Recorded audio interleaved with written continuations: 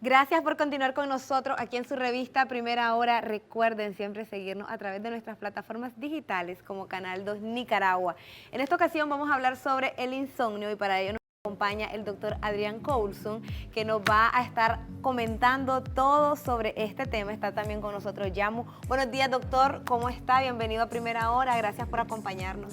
Mucho gusto a ustedes, a su teleaudiencia, por esta invitación y sobre todo por hablar un tema que creo que nos compete a toditos.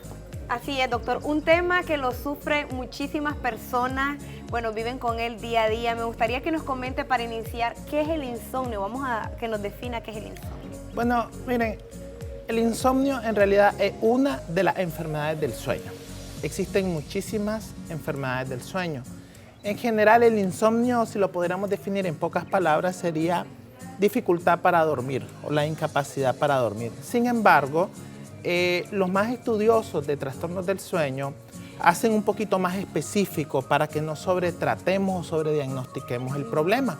En realidad, cuando nosotros nos ponemos muy específicos en la definición, insomnio es aquella persona que tiene un problema para conciliar el sueño o se duerme y está despertándose frecuentemente o ambos, teniendo una circunstancia, una situación adecuada para dormir. Es decir, si alguien, por ejemplo, fue a una fiesta, tuvo toda la noche, llegó a las 5 de la mañana y durmió 10 horas y en la noche no puede dormir, eso no cabría dentro de la definición de insomnio. Doctor, se dice de que las personas normalmente deben de dormir entre 8 9 horas. Sin embargo, también hay personas, bueno, a mí me pasa, es mi caso, yo a veces duermo muchísimo más de la hora establecida, bueno, lo que está estandarizado de que se debería de dormir. Y le comentaba también detrás de cámara que yo por lo general no soy mucho de desvelarme, no es porque a veces no quiera salir, sino porque me cuesta recuperarme. Si yo me desvelo un día, paso como una semana para poder recuperar todo ese sueño. ¿Es normal esto? Mira, en realidad sí se habla de 7, 8 horas de sueño, 9 horas. Sin embargo, esto se hace por medidas de tendencia central. Es decir, 8 horas debería dormir la mayoría de las personas. Esto no es una regla. Hay personas que ya genéticamente vienen definidas para dormir un poco menos o genéticamente vienen definidas para dormir un poco más. También a lo largo de la vida cambia esto. Por ejemplo, los niños, los recién nacidos pueden llegar a dormir hasta 17, 18 horas y solo se despiertan cada 3 horas para comer. Y los ancianos con 5 horas suficiente. ¿Por qué esto? Porque el sueño es la recuperación de toda la energía que tú gastaste. Es decir, si ustedes miran a un niño de 4 años, un niño anda corriendo, saltando. Si uno se pone a hacer lo que hace un niño, se agotaría en 30 minutos. Entonces ellos tienen que recuperar esa energía gastada. Mientras que un anciano que pasa sentadito la mayor parte del tiempo, él no invierte mucha energía. Entonces el cuerpo no necesita dormir tanto. Quiere decir que no es un tema ni es un dato tan absoluto, tan cuadrado, sino depende de cada quien. Ahora, si una persona duerme poco por una circunstancia, por ejemplo, el trabajo, eso no podríamos decir él es un dormidor corto. Pero si una persona tiene la oportunidad de dormir mucho y él duerme poco, pero en el día no anda cansado, no anda agotado, pues su patrón de sueño es más corto que la población en general. Doctor, tengo una pregunta. Disculpame la interrupción, Teresita. ¿Qué papel juega el estrés y la ansiedad en el insomnio? Fíjate que ese tema es bien interesante porque es un rol, yo diría que céntrico. De hecho, el 19 de noviembre haremos el primer simposio de trastornos del sueño por parte de Neurofarma, que es la clínica donde yo trabajo, y uno de los temas se llama depresión, ansiedad y trastornos del sueño. Definitivamente, sin embargo, debe establecerse el diagnóstico que es por la ansiedad, o a veces no solamente es por la ansiedad. Por ejemplo, un paciente tiene un trastorno del sueño. El mismo trastorno del sueño lo hace preocuparse por su enfermedad. Ya ves que hay muchas cosas y muchos mitos sobre el sueño. Si duermo menos me voy a morir. Eso lo lleva a una ansiedad. Entonces ya el paciente tiene 2 causas por el que no duerme. Su enfermedad de base y la ansiedad que le generó el no dormir. Es el médico el que debe definir cuál es el rol que está jugando la ansiedad y la depresión en ese trastorno del sueño. ¿Cuáles son?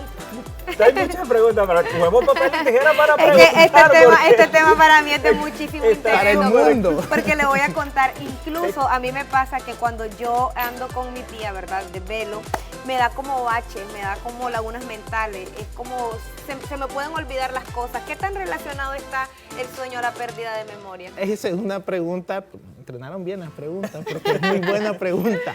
Miren, en realidad nosotros los médicos que trabajamos con trastornos del sueño, que en realidad en Nicaragua somos muy pocos, no medimos el sueño por las horas que duerme la persona, medimos el sueño por cómo anda en el día. Por ejemplo, si una persona me dice, oiga doctor, fíjese que yo duermo 9 horas, pero en el día ando cansado, las cosas se me están olvidando, tengo lagunas mentales, me quedo dormido, estoy entrevistando a alguien y ahí estoy luchando con el sueño, no sé qué pensar, la mente en blanco, ese es un trastorno del sueño. Y la persona me dijo que durmió 9 horas. Pero si una persona viene y me dice, doctor, fíjese que yo duermo 5 horas, pero en el día soy activo, hago todas mis cosas, no tengo problemas de memoria, esa persona está bien. Quiere decir que el sueño no se debe medir solamente en las horas que tú duermes, sino cuánto te repara, o sea, cuánto te repone esa pérdida de energía. Y sí, las personas que duermen menos terminan teniendo problemas de memoria. También, doctor, ¿a qué se debe que cuando una persona duerme mucho, más de las 8 horas, se levanta más cansado de lo normal? Ok, seguramente está teniendo un problema y ahí nosotros tenemos que investigar bastante. Te voy a poner un ejemplo, el hipotiroidismo, que es una disminución de las hormonas tiroideas. Esa persona pudiera dormir 20 horas y se va a levantar cansada, se va a levantar agotada. Otro problema, que es uno de los principales problemas a los que nos enfrentamos, es el uso y abuso de los medicamentos para dormir. Aquí es increíble, el otro día estaba en Facebook viendo una clínica que estaba anunciando melatonina y habían 170 personas preguntando cómo hacían para adquirirla. Eso es un error. Esas son pastillas para Porque dormir. tiene que haber un diagnóstico. Si bien es cierto, la melatonina es bastante inocua, es decir, no causa muchas reacciones adversas, a mí me preocupa las personas que la están solicitando a gritos, porque están teniendo un problema sin un diagnóstico. Eso se llama automedicación. Y esto se está dando mucho en los jóvenes, doctor. Hoy en día en los jóvenes se da el problema de conciliación del sueño. Y mi siguiente pregunta es, ¿qué tanto tiene que ver el insomnio con la parálisis de sueño? Ok, son dos cosas diferentes. Una parálisis periódica del sueño es una parasomnia. No es en realidad un insomnio, es otro problema del sueño. ¿Me explico? Y el insomnio, bueno, con la primera parte que dijiste de los jóvenes, cuando yo en la consulta voy a entrar a una persona, yo miro más o menos su edad y ya más o menos defino el sueño, la causa. Obviamente que en el interrogatorio terminamos de descubrirlo. Pero si a mí me viene un adolescente de 14 años, la primera pregunta que le hago a los padres, ¿hasta qué hora llega con el celular? No, pues llegan hasta las 2, 3 de la mañana con el celular y mi pobre niño ha de tener una enfermedad porque se duerme en la escuela. No, lo único que hay que hacer ahí no es darle una benzodiazepina como la mayoría que no está entrenado y anda tratando esto, sino es decirle, bueno, ¿sabes qué? Vamos a hacer rutinas sobre el uso de los celulares. A mí me asombra cómo no hay control en la parte de las benzodiazepinas. Estoy hablando del alprazolam, del ribotril, del clonazepam. Eso es una pandemia que si a mí me la preguntan, y perdón para los que vayan a criticar esta frase que yo voy a decir, tan mala como el COVID, porque sí mata. Por ejemplo, hay pacientes que tienen apnea obstructiva del sueño, en donde este tipo de fármaco le empeora el patrón respiratorio en la noche y le genera arritmias cardíacas. Le voy a preguntar algo. No sé si ustedes se han visto, han notado, ¿a qué hora se muere la gente mayor? La gente ya mayor. Podría ser en la madrugada. Exactamente, en la madrugada. ¿Dónde se escucha? No, y estaba bien, cenó bien. Hasta contó un chiste en la mañana. Y cuando nosotros hacemos guardia, turnos en los hospitales, ya sabemos que a las 1 de la mañana nos llegan todos los infartados.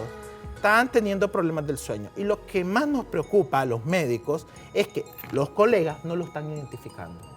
Doctor, mencionó un mal hábito que todos, no solo los niños los tienen, también nosotros, los jóvenes, los adultos, que es el teléfono.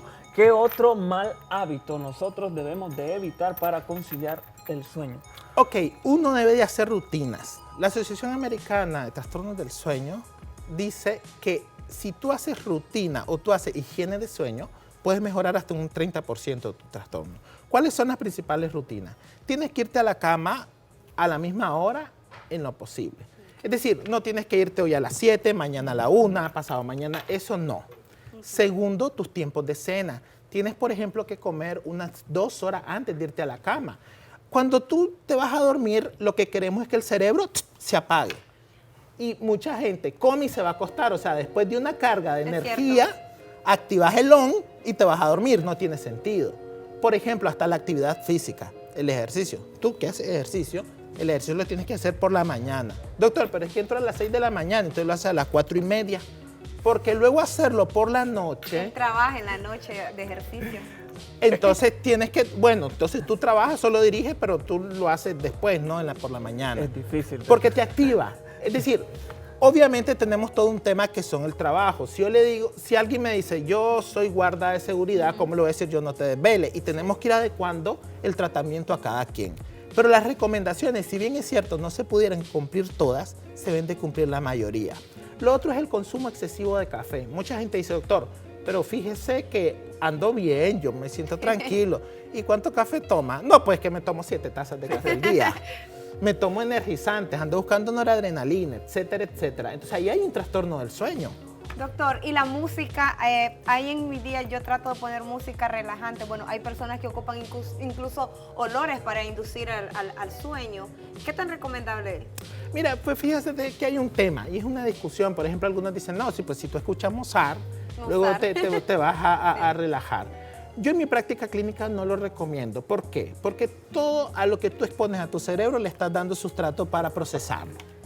Entonces, tú estás dormido, pero tu cerebro está funcionando. Lo vuelve como una codependencia, doctor. O quizás le das trabajo a tu cerebro. Yo siempre digo, el cerebro, a diferencia de lo que la mayoría creemos, trabaja más en la noche que en el día. ¿Por qué? Porque en el día los sentidos especiales te están ayudando. Si tú miras que algo viene, por tus ojos tú te capeas, ¿no? Pero en la noche él debe controlar todo. Tu corazón, tu respiración, tus movimientos. Él está solito trabajando. Es tan así que el sueño cicla más en la noche que en el día.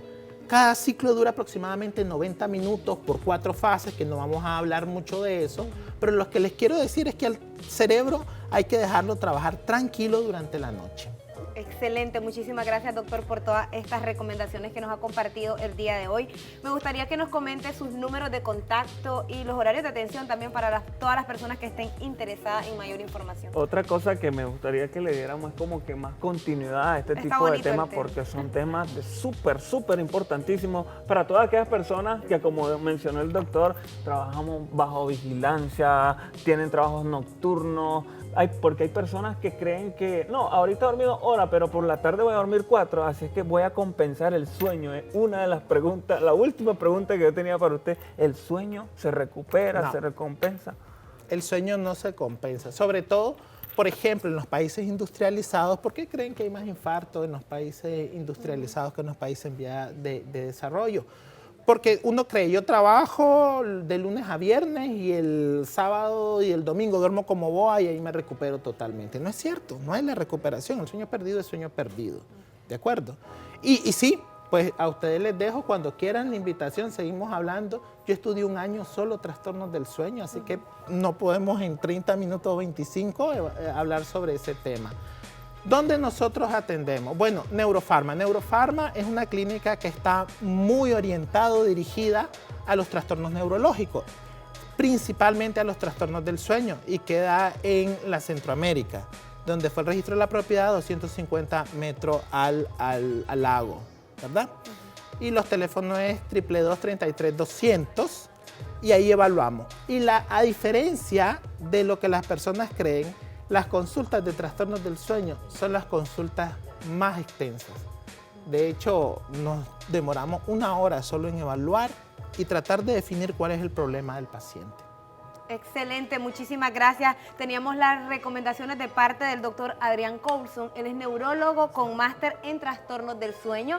Vamos a finalizar nosotros de esta manera esta entrevista y nos vamos a trasladar al otro lado del set. Está lista Samantha Molina con más. Adelante.